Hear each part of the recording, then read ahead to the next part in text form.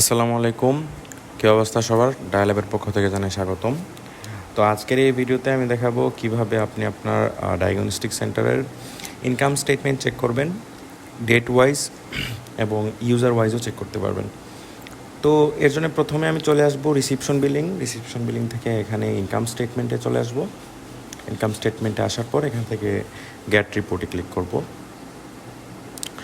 তারপরে এখান থেকে দেখতে পাবো যে আমার তারিখ থেকে কত তারিখের রিপোর্টটা আমার আসছে। এটা আমি চাইলে চেঞ্জও করতে পারবো। এখান থেকে ডেট ওয়াইজও ফিল্টার করতে পারবো। গেট রিপোর্টে দেব। তারপর এখান থেকে আমি ডক্টর ওয়াইজও ফিল্টার করতে পারবো, কোন ডক্টরের থ্রুতে পেশেন্ট আসছে। আমি যদি এটা আলাদাভাবে দেখতে চাই এখান থেকে আমি দেখতে পাবো। আচ্ছা,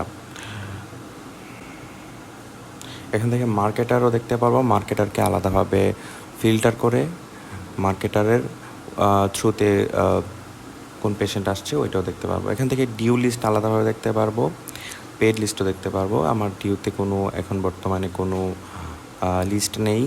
এখান থেকে পেড লিস্টও যদি দেখতে চাই তাহলে পেড লিস্টও চলে আসলো। এখান থেকে যে পেড দেখাচ্ছে সব কিন্তু ডিউগুলো 0। এখান থেকে আমি চাইলে ইউজার ওয়াইজও ফিল্টার করতে পারবো।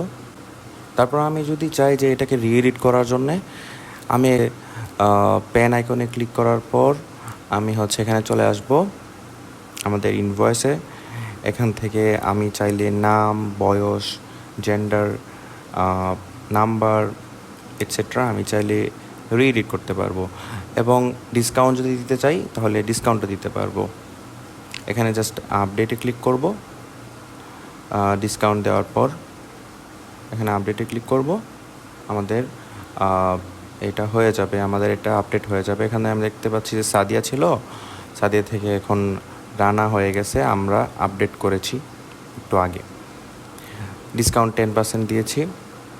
আচ্ছা, তো এইটা ছিল আমাদের ইনকাম স্টেটমেন্টের প্রসেসটা কিভাবে দেখতে হয়। ডেট ওয়াইজ আপনি চাইলে ফিল্টার করতে পারবেন, ডক্টর ওয়াইজ ফিল্টার করতে পারবেন, মার্কেটার ওয়াইজ ফিল্টার করতে পারবেন, আপনার ডিউ লিস্ট দেখতে পারবেন, পেড লিস্ট দেখতে পারবেন, ইউজার ওয়াইজও ফিল্টার করতে পারবেন। তো এটা ছিল আজকের ভিডিও। ইনশাল্লাহ পরবর্তী ভিডিওতে দেখা হবে।